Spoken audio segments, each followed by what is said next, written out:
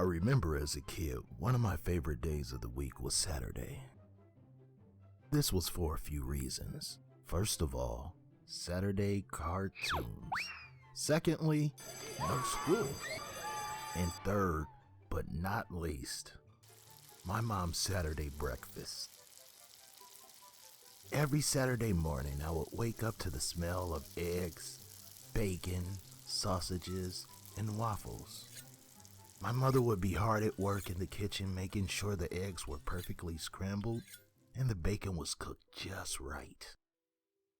One Saturday, when I was around 5, I found myself hard to get out of bed. I laid there for a second contemplating falling back asleep, but the aroma in the kitchen was overwhelming.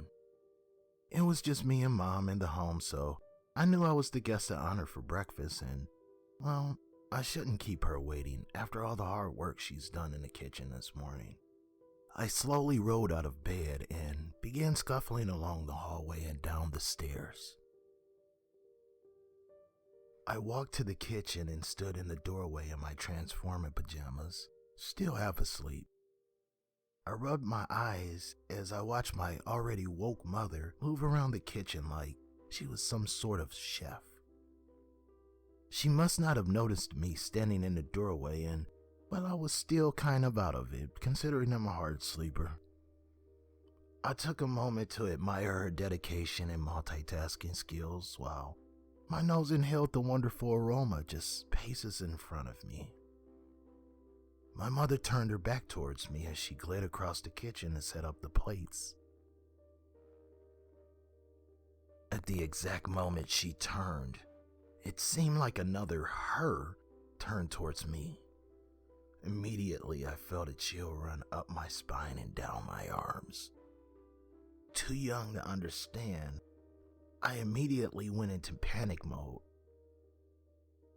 This doppelganger stood in the middle of the kitchen, right where my mother just was. She had unkempt hair, a menacing grin, and her eyes were unnaturally large and fixated directly on me.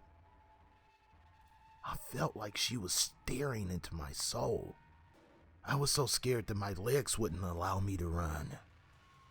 She began moving towards me in a ballet of unnatural movements, but all the time never blinking or moving her head position, no matter which way her body was moving.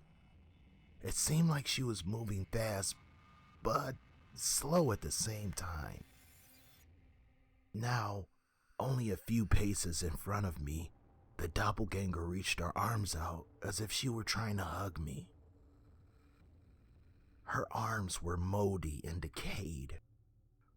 Her nails were as long as talons, and her skin stuck to her bony body and seemed to drop like what you would imagine turning over a bottle of cough syrup looks like. My eyes widened as her mouth began to stretch open, almost double of what a normal mouth should. And when she spoke, her words seemed to yell and whisper in the same breath. She said to me, "No matter what God says, you will be mine," and let out a menacing shriek.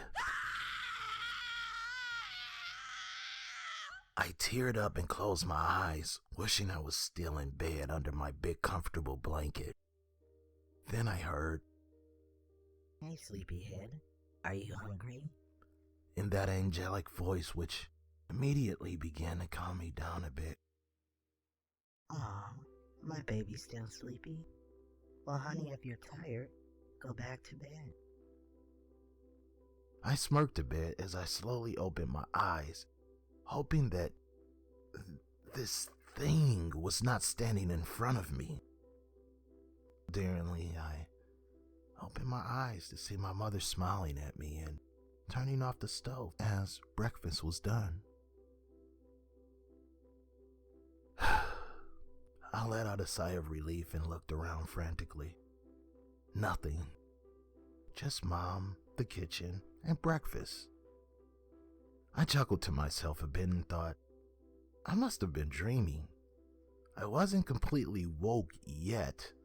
Oh, thank God. My mother smiled at me and turned to the table to fix my plate as I stood there debriefing what just happened. For a moment, I felt so much better. And I had gained my appetite, so it was definitely time to eat. Well, it was until I felt two cold hands slowly caress my shoulders. And that voice, it was right behind me, standing over me. I felt my heart begin to jump out of my 5-year-old chest when I heard in my ear,